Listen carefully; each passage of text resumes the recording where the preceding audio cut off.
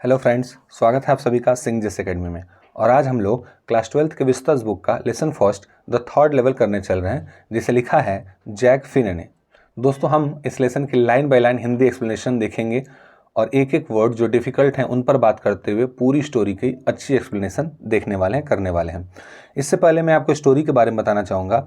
ये स्टोरी एक ऐसी कहानी है जिसमें एक रेलवे स्टेशन की बात की गई है और ऐसा कहा गया है कि वहाँ पर एक 2 प्लेटफॉर्म के अलावा एक तीसरा प्लेटफॉर्म भी है जो पुरानी दुनिया की तरफ जाता है। कई रहस्यमय दुनियाओं के दरवाजे वहाँ से खुलते हैं। कोई व्यक्ति अगर उस थर्ड लेवल पर पहुँच जाता है तो कोई निश्चित नहीं है कि वो वहाँ से जा कर के कहाँ पर बाहर निकलेगा। वो एक रहस्यमयी प्लेटफॉर्म है जहाँ पर का आप पहुँच जाते हो तो आपकी मंजिल निर्धारित नहीं होती, आप कहीं भी जा सकते हो। वहाँ से एक अजनबी सा रास्ता है जो आपको किधर भी ले जाता है और इसके बारे में राइटर ने इसमें बड़े ही अच्छे ढंग से लिखा है। तो आइए समझते हैं अपने लेसन की लाइन बाय लाइन समरी को। बिफोर यू रीड सेक्शन में दे रहा है, have you ever had any curious experience which others find hard to believe. क्या कभी ऐसा आपके लाइफ में हुआ है कि कोई ऐसा एक्सपीरियंस आपने जीवन में कर लिया हो जो आप किसी को बताने जाएं तो उसके लिए मुश्किल हो जाए विश्वास करना? क्या कभी ऐसा कुछ हुआ है? जरूर हुआ होगा। ऐसी चीज़ें हमारे साथ होती हैं, जब हम उसे बताने जाते हैं तो लोगों को लगता है कि हमारी ही बनाई हुई बातें हैं, ऐसा तो हो ही नहीं सकता। ऐसी बहुत सारी चीज़ें होती हैं जीवन में। आइए समझते हैं कि क्या कह रहा है हमारे स्टोरी का first paragraph. The president of New York Central and New York, New Haven and Hartford railroads will swear on a stack of timetables that there are only two। जो न्यूयॉर्क सेंट्रल के प्रेसिडेंट हैं, वो न्यूयॉर्क के president मतलब क्या, New York और New York Central के president, New Haven and Hartford railroad, वो न्यू हेवन और हार्थफोर्ड रेल रोड्स का जो स्टैक ऑफ टाइम टेबल्स है, मतलब टाइम टेबल का जो ढेर लगा हुआ है, स्टैक मतलब ढेर से मतलब है, टाइम टेबल का जो ढेर लगा हुआ है उसकी शपथ खा करके कहते हैं कि भाई देयर आर ओनली टू, कि 2 ही रेलवे प्लेटफॉर्म है। जो अध्यक्ष हैं न्यूयॉर्क सेंट्रल और न्यूयॉर्क के अध्यक्ष हैं, वो न्यू हेवन और हार्थफोर्ड रेल रोड समय सारणी की ढेर की शपथ खाकर बताते हैं कि यहाँ पर केवल 2 ही रेलवे प्लेटफॉर्म हैं। बट आई से देयर आर 3, लेकिन मैं कहता हूँ कि यहाँ 3 हैं। Because I have been on the third level of the grand Central station, क्योंकि मैं इस स्टेशन की तीसरे लेवल पर भी गया हुआ हूँ। राइटर अपनी बात करते हुए कहता है कि भले ये लोग कुछ भी कहें, लेकिन मुझे लगता है कि यहाँ पर कितने लेवल हैं? 3 लेवल हैं, 3 प्लेटफॉर्म हैं, क्योंकि मैं उस ग्रैंड सेंट्रल स्टेशन के तीसरे लेवल पर गया हुआ हूँ। Yes, I have taken the obvious step, और जब मुझे ऐसा लगना शुरू हुआ तो मैंने एक ऑब्वियस सा स्टेप उठाया, मैंने एक स्वाभाविक सा कदम उठाया। क्या कदम उठाया भाई? I talk to a psychiatrist, a friend of mine, मैंने अपने एक मनोचिकित्सक मित्र से बात की। अब कोई बात हमें दिमाग में आ रही है तो हम मनोचिकित्सक के पास क्यों जा रहे हैं? जाहिर सी बात है कि राइटर ने जमाने के सामने कोई नई बात की हुई है, क्योंकि पूरी दुनिया कह रही है, रेलवे का टाइम टेबल कह रहा है, रेलवे बोर्ड के अध्यक्ष कह रहे हैं कि सिर्फ 2 ही है ही रेलवे प्लेटफॉर्म, और राइटर क्लेम कर रहे हैं यहाँ पे कि 3 रेलवे प्लेटफॉर्म है, जिसकी वजह से इन्हें लगा कि शायद मैं मेंटली डिस्टर्ब हो गया हूँ, इसलिए वह अपने साइकाइट्रिस्ट फ्रेंड से मिलने जाते हैं। ठीक है, आगे चलिए। एमॉन्ग अदर्स, बाकी लोगों के बजाय मैं उससे मिलने जाता हूँ। बाकी लोगों में मैं अपने मनोवैज्ञानिक चिकित्सक मित्र से मिलने जाता हूँ कि भाई वो अच्छा समझेगा मुझे, मेरी हालात को। I told him about the third level at Grand Central Station, वहाँ जाकर मैंने उसे ग्रैंड सेंट्रल स्टेशन के थर्ड लेवल के बारे में बताया। And he said it was a waking dream wish fulfilment, और उसने मुझे बताया कि यह एक चलती फिरती ख्वाब का पूरा न होना है। मतलब हम कोई ख्वाब देख लिए चलता फिरता, कोई सपना देख लिए और पूरा न हो पाया, तो ये उसी का परिणाम है कि तुम ऐसी उल्टी सीधी चीज़ें सोच रहे हो, ऐसा कुछ होता नहीं है दुनिया में। He said I was unhappy, उसने मुझे बताया कि मैं अनहैप्पी हूँ, खुश नहीं हूँ। That made my wife kind of mad, ये सुनकर मेरी वाइफ काफ़ी उदास होगी कि अरे इनको क्या हो गया, ये इनकी हालत कैसे ख़राब होगी। मतलब उसकी वाइफ केयरिंग होती है, और जब साइकाइट्रिस्ट फ्रेंड उसका कहता है कि ये परेशान है, खुश नहीं है, तो उसकी वाइफ दुखी होती है कि मेरे हस्बैंड आखिर खुश क्यों नहीं है। But he explain that he meant the modern world is full of insecurity, लेकिन वो एक्सप्लेन करते हुए कहता है कि अरे ऐसी कोई बात नहीं है। मेरा कहने का मतलब ये था कि ये जो आधुनिक दुनिया है ये इनसिक्योरिटी से, असुरक्षा से, फियर भय से, वॉर युद्धों से, वरी चिंताओं से, and all the rest of it, ऐसी बहुत जो अन्य अन्य चीज़ें हैं उससे भरी हुई हैं। And that I just want to escape, और उसके हिसाब से मैं अर्थात राइटर उससे बचने की कोशिश कर रहा हूँ।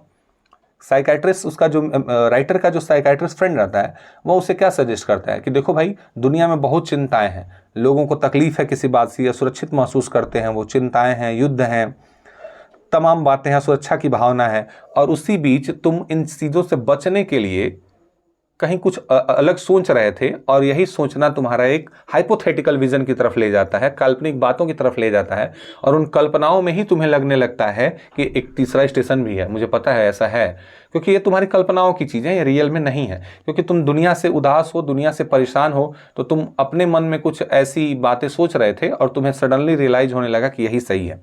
ऐसा वो समझाते हैं। Well, who doesn't? अगर मैं इन चीज़ों से, अपनी समस्याओं से बचने के लिए कुछ उल्टी चीज़ें सोच रहा हूँ, तो कौन दुनिया में ऐसा है जो इन समस्याओं से बचना नहीं चाहता? सब चाहते हैं ना कि सिक्योरिटी मिले ज़िंदगी में, वो खुश रहें, चिंताएं ना हो, सब चाहते हैं। Everybody I know wants to escape. हर कोई जिसे मैं जानता हूँ इन चिंताओं से बचना चाहता है, इन प्रॉब्लम से बचना चाहता है। But they don't wander down into any third level at Grand station. ठीक है, लेकिन उनमें से तो कोई ग्रैंड लेवल के थर्ड लेवल पर नहीं पहुंच जाता। अब जितने लोगों के पास चिंताएं हैं, सब कोई नया इन्वेंशन थोड़ी कर देते हैं। जितने लोगों के पास चिंताएं हैं, कोई ऐसा कदम थोड़ी उठा लेते हैं जो अस्वाभाविक हो या ऐसा हो कि किसी को बिलीव ना हो। मैंने ही क्यों ऐसा किया है, इसका मतलब मैं सही हूं, मेरा मित्र भले कुछ भी कहे, अगर मुझे लगता है कि वहां पर कुछ अजीब है उस स्टेशन पर, तो मैं तो वही मानूंगा भाई। ऐसा वो हमें बता रहे हैं, राइटर हमें बता रहे हैं। ओके, आगे चलते हैं। देखिए क्या कह रहा है।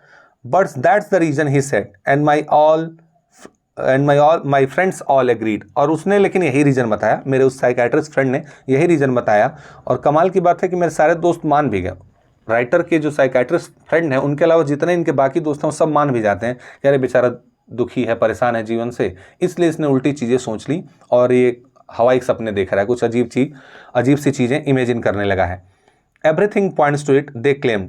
हर बात इसी तरफ इशारा करती है। वो लोग क्या प्रूव कर रहे हैं कि डॉक्टर साहब जो कह रहे हैं वो सही है, सारी बात घूम फिर के वहीं आती है कि तुम परेशान हो, इसलिए तुमने ये सब चीज़ें सोची।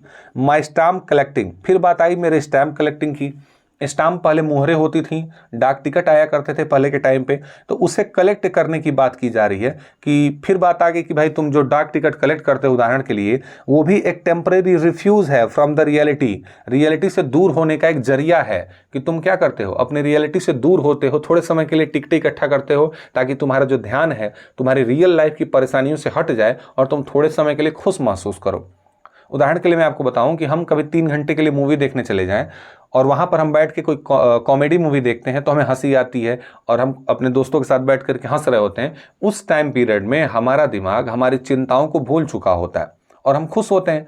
अपने उन समस्याओं को स्किप करने के लिए हम मूवी हॉल में बैठे थे, ताकि हम थोड़ी देर के लिए रिफ्रेश महसूस करें। तो वही राइटर के फ्रेंड उन्हें कन्विंस कराने में लगे हुए हैं कि तुम ये सब जो काम करते हो अपनी तकलीफ़ों से बचने के लिए करते हो। उम्मीद है आपको समझ में आ रही होंगी चीज़ें।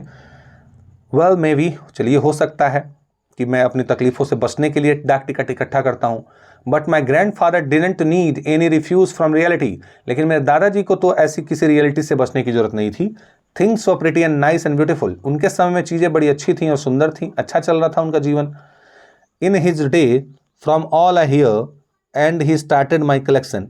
ठीक है, आगे कह रहा है कि मेरे दादाजी के साथ तो कभी ऐसी समस्या नहीं रही। चलो मैंने भाई मान लिया कि मेरे साथ ऐसी प्रॉब्लम थी, दादाजी के साथ तो नहीं था ऐसा कुछ। ठीक है, उन्हें कोई इन चीज़ों से बचने की जरूरत नहीं थी। जिससे भी मैं सुनता हूँ लगता है कि उस युग में सारी बातें बहुत अच्छी थी, उस समय जो सब चीज़ें चल रही थी वो तो बहुत अच्छी थी, तो उनको क्या ज़रूरत थी ऐसा करने की। ठीक है, और उन्होंने ही मेरा टिकटों का कलेक्शन शुरू किया था। दादाजी ने ही टिकट कलेक्ट करने का काम शुरू किया और उनका जो कलेक्शन था वो काफ़ी सुंदर भी था। क्या क्या था इनके कलेक्शन में, देखिएगा। इट इज़ नाइस कलेक्शन, काफ़ी सुंदर कलेक्शन था। Block of 4 practically every US issue. उसमें चार की संख्या में टिकट के जोड़े थे अमेरिकन, जो प्रैक्टिकली निकला करते थे। आगे देखिए, and so on. First day covers थे, पहले दिन निकलने वाली जो डाक टिकटें थी वो भी थी, पहले दिन जो डाक टिकट इशू होता है वो भी थी, और सो ऑन, और अन्य भी बहुत चीज़ें होंगी। तो और चीज़ें क्या होंगी, लिफाफे हो सकते हैं, कुछ और चीज़ें हो सकती हैं। ध्यान दीजिएगा, प्रेसिडेंट रूजवेल्ट कलेक्ट्स स्टाम्प 2। अगर आप जानते हो तो मैं आपको बताऊंगा कि प्रेसिडेंट रूजवेल्ट जो थे, अमेरिका के प्रेसिडेंट जो फ्रैंकलिन डी रूजवेल्ट उनका पूरा नाम है। जो अमेरिकी प्रेसिडेंट फ्रैंकलिन डी रूजवेल्ट थे, ये वर्ल्ड वार के टाइम पर अमेरिका के प्रेसिडेंट थे, तो उन्हें भी इसका शौक था टिकटें इकट्ठा करने का। Anyway, here is what happened at Grand central. चलिए वो सब छोड़ते हैं, आइए जानते हैं कि क्या हुआ था उस रात ग्रैंड सेंट्रल पर। ठीक है, हम उसकी बात करते हैं। आइए देखते हैं ग्रैंड सेंट्रल पर क्या हुआ था। वन लास्ट नाइट, एक रात की बात है समर की। I walk late at office, मैं ऑफिस में देर तक काम कर रहा था। I was in hurry to get uptown to my apartment, मैं अपने घर जाने की जल्दी में था, अपार्टमेंट जाने की जल्दी में था। So I decided to take the subway from Grand Central, इसलिए मैंने ग्रैंड सेंट्रल से एक सबवे लेने का सोचा। ठीक है, ट्रेन पकड़ने की सोची, because it is faster than the bus, क्योंकि यह ट्रेन की तुलना में, ठीक है, क्योंकि यह जो बस की तुलना है उससे ज़्यादा तेज है। ठीक है, बस की तुलना में यह तेज था। ग्रैंड सेंट्रल से सबवे पकड़ने का सोचा मैंने, जो कि एक बस से तेज चलती थी। मीडियम ऑफ ट्रांसपोर्ट है सबवे, उसे पकड़ करके मैंने जाने का सोचा। Now I didn't know why this should happen to me, मुझे नहीं पता कि मेरे साथ ही क्यों हुआ। I am just an ordinary guy, मैं अपने बारे में बताऊं तो मैं एक साधारण सा इंसान हूँ, नेम्ड चार्ली, और मेरा नाम चार्ली है। 31 ईयर्स ओल्ड, मेरी उम्र 31 साल है। And I was wearing a tan gabardine suit, और उस समय मैंने एक भूरे कलर का, हल्के कलर वाला एक सूट पहना हुआ था। And straw hat with a fancy band, और एक हैट लगाई हुई थी जिस पर खूबसूरत सी कढ़ाई की गई थी, फैंसी सा डिजाइन किया गया था। I passed a dozen man, करीब दर्जनों लोगों के सामने से मैं गुजरा उस समय, who looked just like me, जो मेरी तरह ही दिखाई दे रहे थे। मतलब मैं किसी दूसरी दुनिया में नहीं पहुंचा था, सब लोग मेरे जैसे थे, मैं अपनी ही दुनिया में था, ऐसा वो कन्विंस करा रहे हैं हमें। And I wasn't trying to escape from anything, और भाई मैं देखो आप लोग समझो, ये मेरा मित्र तो नहीं समझता है जो मनोवैज्ञानिक है, आप लोग मेरे रीडर्स हो, आप लोग समझिए, मैं आपको समझाने की कोशिश कर रहा हूँ। ऐसा राइटर बता रहे हैं कि आप लोग समझो ना, मेरे डॉक्टर को छोड़ो। देखिए आप लोग खुद बताइए, मैं तो काम कर रहा था, काम के बाद मैं घर जा रहा था, तो बताइए भला इसमें कुछ स्केप करने वाली बात कहाँ से आ रही है। मैं तो काम करके सीधा घर जा रहा हूँ। कहाँ जा रहा हूँ? I just wanted to get home to Louisa my wife. काम करके एक सामान्य व्यक्ति की तरह मैं अपने परिवार, अपनी पत्नी के पास जा रहा था, इसमें स्केप करने जैसा क्या है? ऐसा वो हमसे बात कर रहे हैं, कन्विंस करा रहे हैं। I turn in to Grand Central from Vanderbilt Avenue and went down the step to the first level. मैं स्टेशन पहुंचा, कहां पर? वेंडरबिल्ट एवेन्यू से ग्रैंड सेंट्रल की ओर मुड़ा और सीढ़ियों से उतरकर पहले फ्लोर पर पहुंच गया।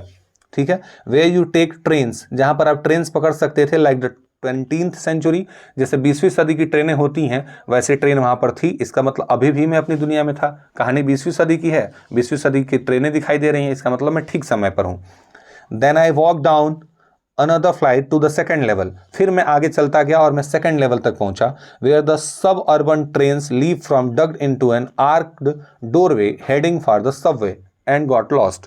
क्लियर हो गया? फिर आगे जब मैं दूसरे तल पर पहुंचा, वहां से उपनगरीय गाड़ियां चलती थी। ठीक है, छोटे छोटे नगरों के लिए गाड़ियां चलती थी जो एक अर्धचंद्राकार दरवाजे तक जाती थी, और मैं उसकी तरफ बढ़ा और आगे जाके खो गया।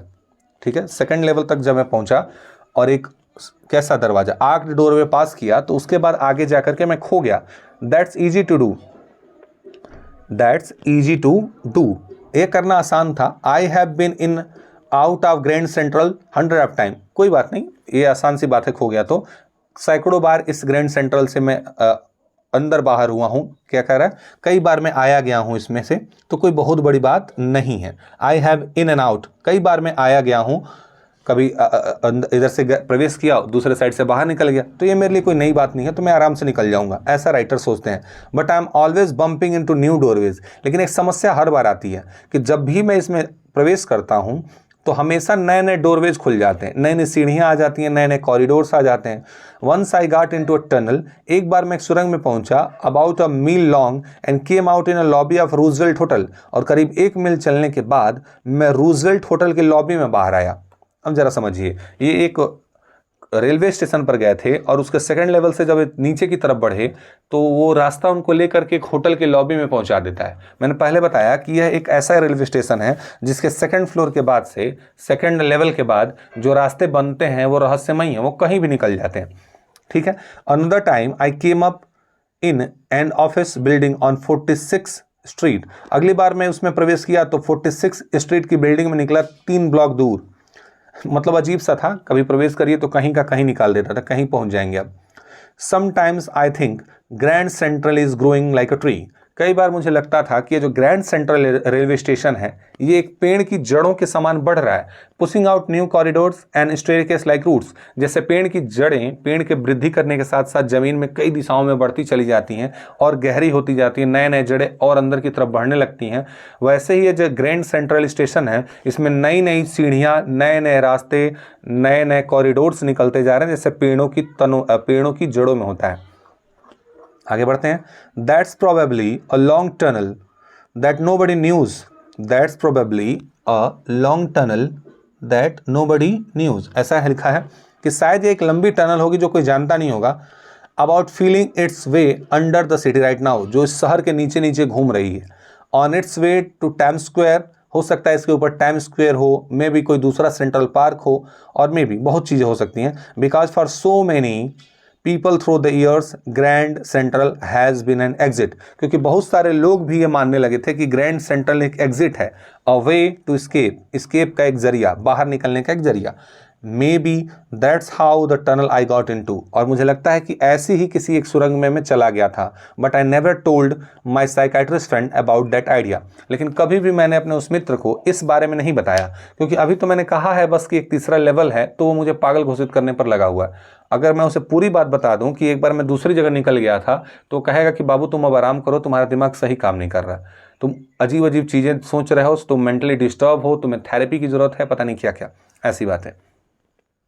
ट्रीटमेंट कराओ, इलाज कराओ, और पैसे लेकर आओ, तमाम चीज़ें करो, ठीक है, ये दवा खा लो, इतने घंटे मेडिटेशन करो। तो राइटर इन सब चीज़ों से बचने के लिए सोचता है कि यार इसको नहीं बताएं तो बेहतर है, क्योंकि ये अपना मेडिकल नॉलेज मेरे ऊपर थोपना शुरू कर देगा, और मैं जानता हूं कि मैं सही हूं, तो इससे बताने की जरूरत नहीं है। The corridor I was in begin angling left, जिस कॉरिडोर में मैं घुसा वो बाईं तरफ झुकता चला गया। जिस कॉरिडोर में मैं गया वो एंगलिंग लेफ्ट का मतलब क्या, कि वह अब कोण बनाते हुए बाएं ओर मुड़ रहा था, ठीक है, एंड स्लैंटिंग डाउनवर्ड, और नीचे की तरफ झुकाव हो रहा था उसका। And I thought that was wrong, मुझे लगा कि शायद ये गलत रास्ता है, थोड़ा सा अजीब लगा क्योंकि कई बार आया गया था तो मुझे लगा अजीब है। But I kept on walking, लेकिन मैंने चलना जारी रखा। All I could hear was the empty sound of my own footsteps, जो एकमात्र चीज मैं सुन सकता था वो था मेरे अपने ही पैरों के चलने की आवाज। And I didn't pass a soul, और सामने से मेरे एक आत्मा तक नहीं गुजरी, मतलब कोई भी इंसान मेरे सामने से नहीं गुजरा, इसका मतलब मैं अकेले रास्ते पर चल रहा था। Then I heard that sort of hollow roar, और फिर मुझे एक हल्की हल्की आवाज़ें, खोखली आवाज़ का क्या मतलब, थोड़ी हल्की हल्की आवाज़ें सुनाई देने लगी अहेड, आगे की तरफ। दैट मीन्स ओपन स्पेस, जिसका मतलब हुआ कि अब ये गली जो है, यह जो टनल है वो आगे खुलने वाला है और आगे लोग बैठे हुए हैं, बातें कर रहे हैं, ठीक है। The tunnel turn sharp left, tunnel बायां मोड़ लेती है। And I went down a short flight of stairs, फिर छोटी सीढ़ियां आती हैं। And I came out on a third level at Grand Central Station, और मैं ग्रैंड सेंट्रल स्टेशन के तीसरे लेवल पर पहुंच जाता हूं। For just a moment I thought I was back on second level, एक पल के लिए लगा कि यार लग रहा फिर से सेकेंड लेवल पे आ गया क्या। But I saw the room was smaller, लेकिन वहां पर मैंने देखा कि कमरे छोटे छोटे थे। There were fewer ticket windows, वहां पर कुछ टिकट के विंडोज थे, ट्रेन गेट्स थे।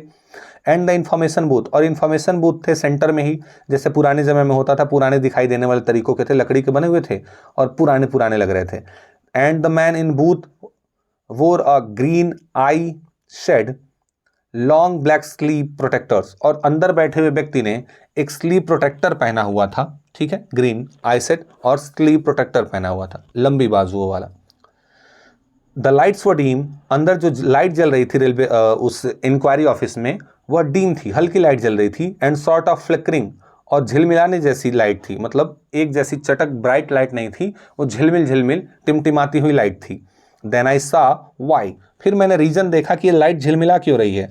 दे were open flame gas light, ये गैस लाइट थी जो खुले में जलती थी। अभी के बल्ब्स क्या होते हैं, कवर होते हैं ग्लास के कवर से, उस समय वो कैसी लाइट जल रही थी, खुले में लाइट जलने वाली चीज़ थी, जैसे दिया होता है, दिया ऑयल से जलता है, ये कैसे था, ये गैस लाइट जल रही थी खुले में।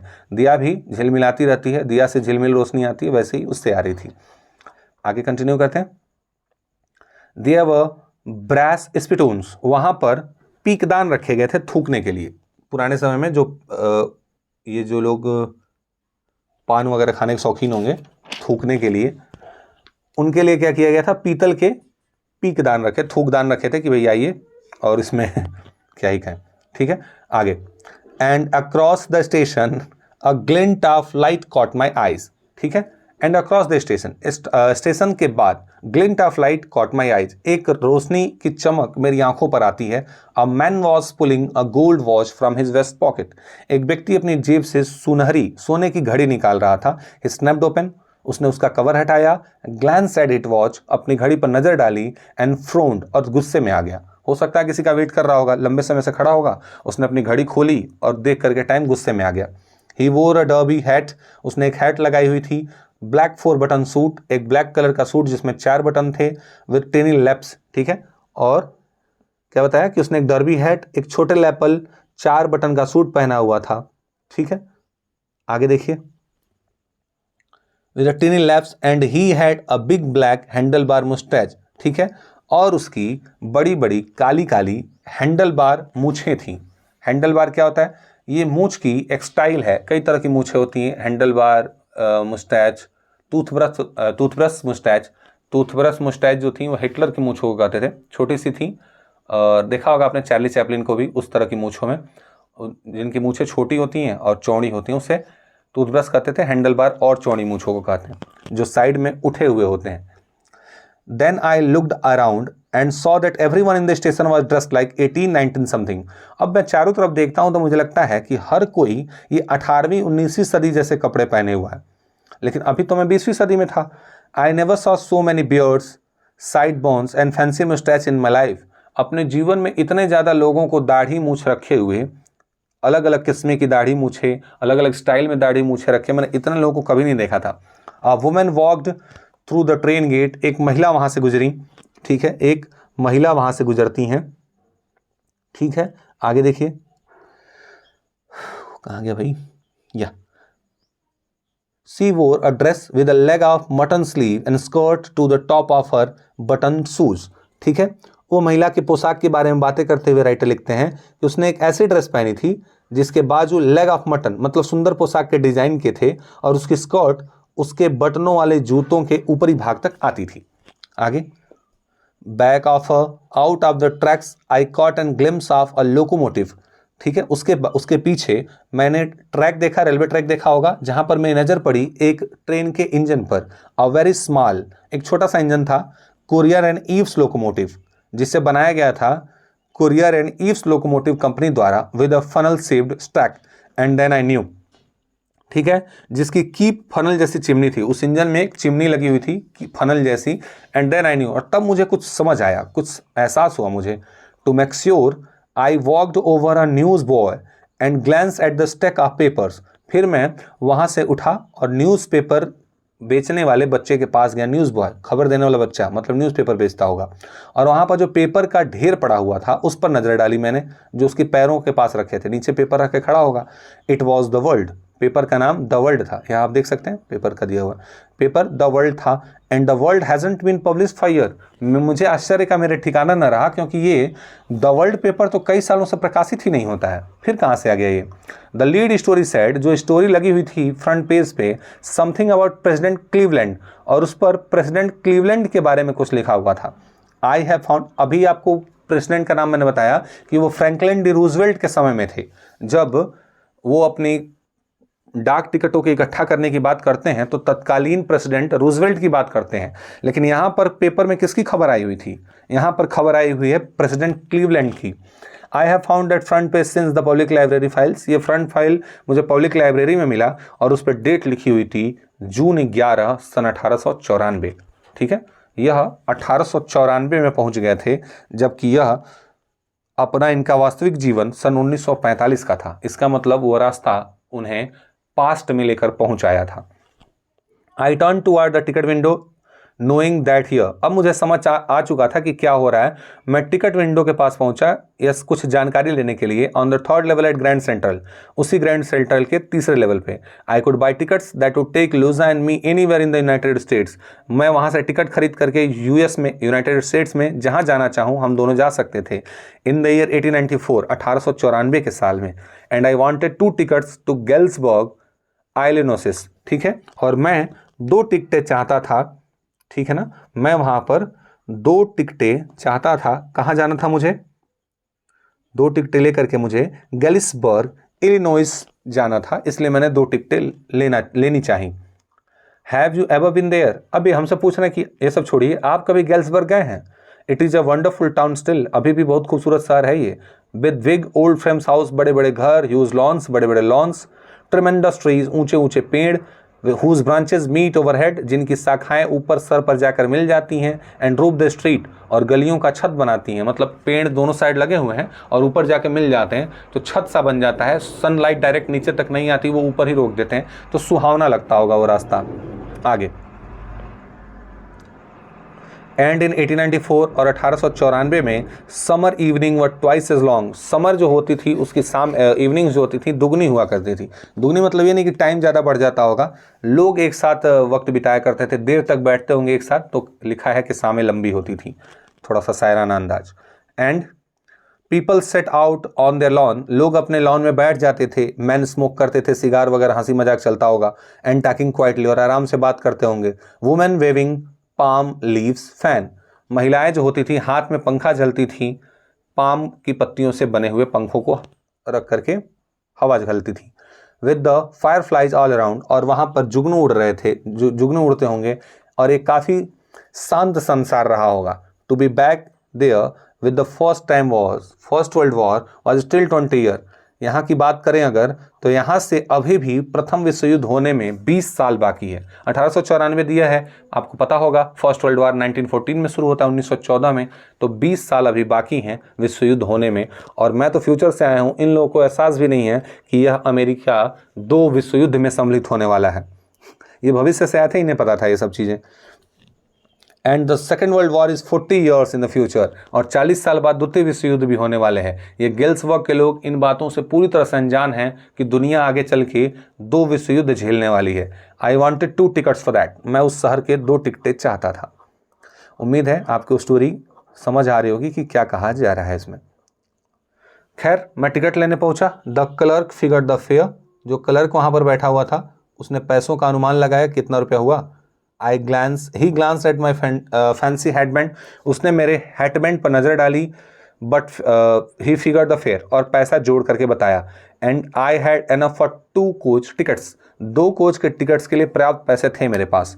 1 वे, एक तरफ से रास्ते का। But when I counted out the money and looked up, लेकिन जब मैंने जेब से निकाल के पैसे गिनने शुरू किए, clerk was staring at me, वो क्लर्क मुझे घूर रहा था। ही नोडेड एट द बिल्स, उसने उस पैसों को देखा, बिल का मतलब यहाँ पैसे से, नोट से, करेंसी पेपर।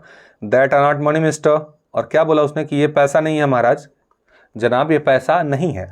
ही सेड, उसने कहा, and if you are trying to skin me you won't get very far, और यदि तुम मुझे लूटना चाहते हो, फ्रॉड करना चाहते हो मेरे साथ, तो तुम बहुत दूर तक नहीं जा पाओगे। And he glance at the cash drawer before him, और फिर उसने नज़र डाली कैश ड्रॉर जो उसके बगल में थी। Of course the money was old style bill, तब मुझे ध्यान है कि हाँ यार ये तो पुराने ज़माने का पैसा चलता होगा यहाँ। Half again as big as the money we use nowadays, आज के ज़माने में जो हम पैसा यूज करते हैं उससे आधे आकार का वो पैसा था। ये जा करके मॉडर्न करेंसी गिनने लगे, उसे लग गया कि ये कोई नकली नोट दे रहा है, तो उसने धमकाया कि अगर तुम मुझे लूटना चाहते हो तो ज़्यादा आगे नहीं जाओगे, सरकारी ऑफिसर रहा होगा, अगर लूटोगे तो बच नहीं पाओगे। एंड डिफरेंट लुकिंग, अलग नोट थे वो। I turn away and get out fast, मैं तुरंत घूमा और जल्दी से वहाँ से भागा। There is nothing nice about jail, क्योंकि जेल जाने में कुछ अच्छा ही नहीं है। इवन इन 1894, यहाँ तक कि 1894 में भी पता चला गए थे घूमने और 1894 में जेल में बंद हैं। दोनों पीढ़ी बर्बाद हो गई, ना इधर का कुछ समझ आया ना उधर का, क्योंकि जेल में हैं आप रियलिटी में। ठीक है, आगे। एंड दैट वॉज दैट, और यही था जो बात था। I left the same way I came, जिस मार्ग से मैं गया था मैं लौट आया। कमाल की बात है, लौट आए। लौटना मुश्किल होता है पास्ट में जाने के बाद, ऐसा हमने मूवीज़ वगैरह में देखा है। ये लौट आते हैं सेम डोर से जिधर से वो गए थे। आपने ऐसा कुछ नार्निया में देखा होगा, Narnia is a old movie, उसमें दिखाता है कि एक रहस्यमय दरवाज़ा खुलता है जब वो अलमारी में प्रवेश करते हैं। ठीक है, ऐसा उसमें दिखाया था। एक नया वर्ल्ड खुल जाता है जिसमें अजीब अजीब जानवर होते हैं, एक नई दुनिया खुल जाती है वहाँ से। तो ऐसी बहुत सारी मूवीज़ बनी होंगी जो आपने देखा होगा कि दूसरी दुनिया में प्रवेश कर जाते हैं, पुराने ज़माने में चले जाते हैं। आगे ऐसे ही एक स्टोरी है। I left the same as I came, I suppose, मुझे लगता है जिधर से मैं गया था उधर से ही लौट आया। अगले दिन मैं तुरंत लंच आवर के बाद $300 निकालता हूँ अपने बैंक से, जितना मेरे पास उस समय थे, and bought old style currency, और जा करके बाजार से पुराने स्टाइल की करेंसी खरीद लेता हूँ। That really worried my psychiatrist friend. यह बात सुनकर मेरा फ्रेंड बहुत चकित भी हुआ।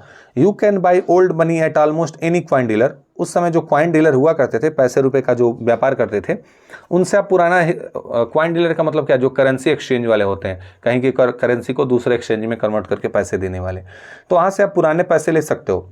ठीक है, दैट रील, ये बता दिया ना। You can buy old money at almost any coin dealer but you have to pay a premium. लेकिन वहाँ पर आपको एक प्रीमियम देना पड़ेगा, थोड़ा एक्स्ट्रा पैसा देना पड़ेगा, क्योंकि काफ़ी लंबा समय बीत चुका है। 50, 60 साल, 70 साल पुरानी अगर आप करेंसी लेने जाएंगे तो उसके लिए आपको अतिरिक्त पैसे देने पड़ेंगे, क्योंकि वो एंटिक चीज़ें हो जाती हैं और उसकी कीमतें बढ़ जाती हैं। बट आई डिडंट केयर, लेकिन मुझे उस समय कोई फ़र्क नहीं पड़ा, क्योंकि eggs for 13 cent a dozen in 1894। क्योंकि अगर मैं इतना भी पैसा लेकर के 1894 में चला जाता हूँ तो बहुत अच्छी शुरुआत कर लूँगा अपनी ज़िंदगी की, क्योंकि उस ज़माने में 13 सेंट में 1 दर्जन अंडा मिल जाया करता था। महंगाई नहीं थी, पुराना अमेरिका का समय है, उतनी भीड़ भाड़ नहीं थी, उतना महंगाई का लेवल नहीं हुआ होगा, तो अच्छी ज़िंदगी काटी जा सकती है कम पैसों में भी। अगर सुकून की ज़िंदगी आदमी चाहे, शांत रहना चाहे, मॉडर्न लाइफस्टाइल न पसंद करता हो, तो वो पुराने शहर में जा कर के वर्तमान में जितने उसके पास पैसे हैं उतने में अच्छी ज़िंदगी जी सकता है। आगे, but I never again found the corridor. लेकिन अगली बार जब मैं पैसा लेकर इंटेंशनली जाने की कोशिश करने लगा कि यार अब तो मुझे जाना ही, वहीं रहना है, टिकट ले लूँगा और जा करके गेल्सबर्ग में बस जाऊँगा, तो इस बार वो मुझे मिला ही नहीं। ठीक है, that lead to the third level, जो तीसरे लेवल पर ले जाता वो रास्ता मुझे मिला ही नहीं। ठीक है, although I had tried often and up, हालांकि मैं कई बार प्रयत्न करता रहता था लेकिन मुझे नहीं मिला। Louisa was pretty worried when I told her all this. मेरी वाइफ काफ़ी चिंतित हो गई जब उन्हें मैंने ये सारी चीज़ें बताई। And didn't want me to look for the third level any more, और वो नहीं चाहती थी कि मैं तीसरे लेवल की और तलाश जारी रखूं। And after a while I stopped, और उनके कहने पर मैंने आगे चल के इसे रोक भी दिया। I went back my stamps, मैं अपने स्टैम्प के काम पर लौट आया। बट स्टैम्प के काम क्या, वही कलेक्ट करना शौकिया तौर पर। But now we are both looking, लेकिन कभी कभी हम दोनों ही उसकी तलाश में निकल पड़ते थे, एवरी वीकेंड, हर वीकेंड पर। Because now we have proof that the third level is still there, क्योंकि अभी हमारे पास प्रूफ था कि थर्ड लेवल है वहाँ पर। My friend Sam Vanern disappear, मेरा जो मित्र था साइकियाट्रिस्ट फ्रेंड, वो एक दिन गायब हो जाता है। नोबडी नोज वेयर, किसी को आइडिया नहीं रहता कि ये कहाँ गया। But I sort of suspected become Sam's city boy, लेकिन मुझे संदेह था क्योंकि सैम एक शहर में रहने वाला बच्चा था, शहर में रहने वाला लड़का था। I used to tell him about Galesburg, मैं अक्सर उसे गेल्सबर्ग शहर के बारे में बताता रहता था। I went to school there, कि मैं वहाँ बचपन में स्कूल जाता था। मतलब राइटर जो हैं अभी किसी और शहर में रहते होंगे, जब वो बचपन में थे तो गेल्सबर्ग में ही रहते थे, इसीलिए तो टिकट कटा के गेल्सबर्ग जाना चाहते थे, स्कूल जाते थे वहीं पर। And he always said he like the sound of the place, और वो मुझे बताता था कि यार तुम जो जगह बताते हो सुनने में बड़ी अच्छी लगती है। And that's where he all night in 18 wait and that's where he is, और वहीं पर वो है ऑल राइट इन 1894। ठीक है, वहीं पर वो है 1894 में। मेरा वो हमेशा मुझसे कहता था कि उसे उसका नाम पसंद है, और अब वह 1894 में वहीं है। क्योंकि राइटर का जो मित्र है गायब हो गया, और राइटर कह रहे कि 1894 में मेरा मित्र वहाँ पहुँच चुका है। अब ये कहाँ से नई बात आ गई, क्योंकि एक रात्रि, one night, fusing with my stamps collection, जब मैं अपने स्टाम्प कलेक्शन को देख रहा था, एक राति अधिक ध्यान देने पर मैंने जब देखना शुरू किया अपने ध्यान देकर सारे स्टैम्प कलेक्शन को, तो मुझे एक फर्स्ट डे कवर मिला। ठीक है, आपको पता है फर्स्ट डे कवर क्या होता है? Do you know what a first day cover is? When a new stamp is issued, जब कोई नया स्टैम्प इशू होता है, स्टैम्प कलेक्टर्स, जो स्टैम्प को कलेक्ट करने के शौकीन लोग होते हैं, वो कुछ स्टैम्प्स खरीद लेते हैं। ठीक है, उस स्टैम्प को खरीदते हैं और उससे में एक ब्लैंक पेपर डालते हैं, इन्वेलप ले लेते हैं, उसमें ब्लैंक पेपर भरते हैं और अपने ही एड्रेस पर उसे भेज देते हैं। ऊपर डाक टिकट लग जाती है, डाक खाने की मुहर लग जाती है। तो दो चीज़ें मिल गई, उस समय का डेट भी हमारे पास आ गया, डाक टिकट भी लग गई, और जो टिकट हम कलेक्ट करना चाहते थे वो उसी पे चिपका रहेगा। तो इस तरह से डाक टिकटें इकट्ठा की जाती थी, और इस पहले दिन लिए गए खरीदे गए पेपर को फर्स्ट डे इशू कहा जाता था। ठीक है, तो मैंने उसमें चेक किया तो क्या मुझे पता चला, a postmark prove the date, अभी मैंने बताया ना कि पोस्ट मार्क जो लगा होगा डेट भी बता देगा, आप उसे मेल कर देते हो खुद पे। The envelope is called the first day cover, इसी इन्वेलप को फर्स्ट डे कवर कहते थे। दे आर नेवर ओपेंड, इनको कभी खोला नहीं जाता था। क्यों नहीं खोलते थे? क्योंकि पता है ना मैंने ही भेजा है खुद को, और उसमें अंदर क्या है, एक ब्लैंक पेपर है। You just put blank paper in the envelope, क्योंकि आप उसमें एक ब्लैंक पेपर रखते थे तो कभी खोलने की जरूरत नहीं है। That night among my oldest first day cover, उस रात जब मैं अपने पुराने फर्स्ट डे कवर देख रहा था, मुझे एक ऐसा कवर मिला जो वहाँ नहीं होना चाहिए था। बट देयर इट वॉज, लेकिन वहाँ पर था। It was there because someone had mailed it to my grandfather, वो इसलिए वहाँ पर था क्योंकि दादाजी के पते पर किसी ने भेज दिया था उसे।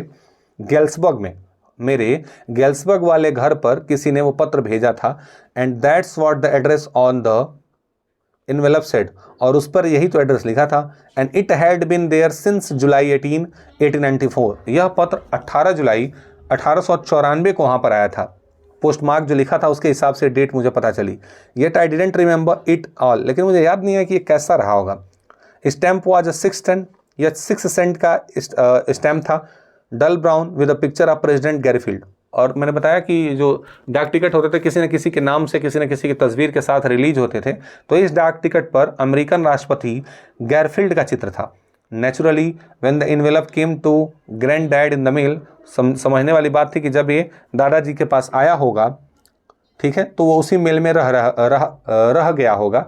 It went right into his collection, उनके कलेक्शन में पड़ा रहा होगा जब तक मेरी नज़र उस पर नहीं पड़ी और मैंने उसे नहीं खोला। जब मैंने उसे खोला तो अंदर से एक पेपर निकलता है। कमाल की बात यह है कि वो ब्लैंक नहीं होता है, इस पर कुछ लिखा है। आइए देखें क्या लिखा है। 941 Willard street, Galesburg, Illinois. Address लिखा हुआ है जुलाई 18, 1894। पत्र में डायरेक्ट लिखा है चार्ली, राइटर का नाम, जबकि वह उसके दादाजी पर लिखा गया था। तो इसका मतलब कोई जानने वाला राइटर के दादाजी के समय में ही वह पत्र चार्ली के नाम से भेज देता है। हो सकता है चार्ली उस समय पैदा भी ना हुए हों, लेकिन कोई जानने वाला है जो पास्ट में चला गया है इनके, और वह इनके नाम से पत्र लिखता है इनके दादाजी के घर वाले एड्रेस पे, कि कभी ना कभी दादाजी के घर तो आएगा भविष्य में, तो इससे पता चलेगा कि यहाँ पर ये चीज़ें हैं। कितनी बड़ी बात है, समझिएगा आगे। I got to wishing that you are right, मुझे पता चल चुका है कि तुम सही थे। That I got to believing you are right, मुझे भी भरोसा होने लगा था। और चार्ली ये सही है। I found the third level, मैंने खुद थर्ड लेवल ढूंढ निकाला है। कैसे कैसे दोस्त हैं इस जमाने में। वो जा करके उससे बताता है कि भाई थर्ड लेवल है। राइटर, उसका जो साइकाइट्रिस्ट फ्रेंड रहता है वो खुद ढूंढने लगता है, और इनसे पहले जाकर गेल्सबर्ग में वो बस भी जाता है। बहुत बढ़िया। आगे, I have been here 2 weeks, और वो 2 सप्ताह से वहाँ रह भी रहा था, तब उसने पत्र भेजा था। And now down the street at Delhi someone is playing, और इस समय दिल्ली स्ट्रीट में कोई नीचे बैठ के पियानो बजा रहा है जब मैं पत्र लिख रहा हूँ। और they are all about in front porch singing, और मेरे सामने वाले पोर्च में वो लोग सिंग नेले होम वाला गाना गा रहे हैं, कोई गीत गा रहे हैं। And I am inviting over for the lemonade, और यहाँ बैठकर मैंने नींबू पानी का ऑर्डर दिया हुआ है। कम ऑन बैक, तुम भी आ जाओ चार्ली और Luisa. Keep looking till you find, ढूंढते रहो जब तक मिल ना जाए। It worth it, believe me, ये है, ये धरती पर है, ये जगह है, वहाँ से मिल सकती है। तब तक मत हारना जब तक ढूंढ न लो। विश्वास करो, यह काम करने लायक चीज़ है, योग्य है, ढूंढ सकते हो, बढ़िया है। The note is signed by Sam, note पर सैम के सिग्नेचर भी थे। All the stamp the coin store I go to, I found out that Sam bought $800। अब वो डॉक्टर था, ये एक नॉर्मल राइटर थे, उसने 800 रुपये निकाले थे, और 800 रुपये निकाल करके वो उसने पुरानी करेंसी खरीदी थी, और वहाँ से वो इनसे पहले ही थर्ड लेवल ढूंढ करके गेल्सबर्ग शहर पहुँच गया। उसने $800 की ओल्ड करेंसी खरीदी। That ought to set him a nice little hay feed and grain business, इतने पैसे में वो भूसे का और अनाज का कारोबार तो कर ही सकता है। ही always said that he What he really wished he could do, उसे शायद यही करना था। वो अक्सर बताता रहता था कि मुझे आगे चल के यही व्यापार करना है, अनाज का बिजनेस करूंगा, भूसे वगैरह का, भूसी वगैरह का, खेती करना चाहता होगा डायरेक्टली। आगे समझिए। He always say that what he really wished he could do and he certainly cannot go back to his old business, लेकिन अब तो लग रहा है कि वह अपने पुराने बिजनेस पर आ नहीं पाएगा। अब वो मनोचिकित्सक तो हो नहीं पाएगा, क्योंकि अब तो चला गया है वो, वहाँ वो खेती कर रहा होगा अपना। नॉट इन गेल्सबर्ग इलिनॉइस इन 1894, और 1894 में मनोचिकित्सक तो नहीं बनेगा जा करके वहाँ। हिज ओल्ड बिजनेस, उसका पुराना व्यापार, वाई, ऐसा क्यों हुआ मेरे साथ। Sam was my psychiatrist, Sam तो मेरा साइकाइट्रिस्ट था, वो ऐसा मेरे साथ कैसे कर सकता है कि मुझे छोड़कर मुझसे पहले ही ढूंढ के मेरे ही आइडियाज़ से पहले वही पहुंच गया और मैं अभी इसी दुनिया में रह गया। तो दोस्तों ये थी एक कहानी जो बताती है एस्केप करने से एक दुनिया से दूसरे दुनिया की यात्रा की कहानी है, जो कि उम्मीद है आपको इंटरेस्टिंग लगी होगी, समझ में आई होगी। किसी भी तरह का डाउट हो तो आप कमेंट कर सकते हैं। वीडियो पसंद आई हो तो उसे लाइक करें, चैनल को सब्सक्राइब करिएगा। तब तक के लिए धन्यवाद। Good night.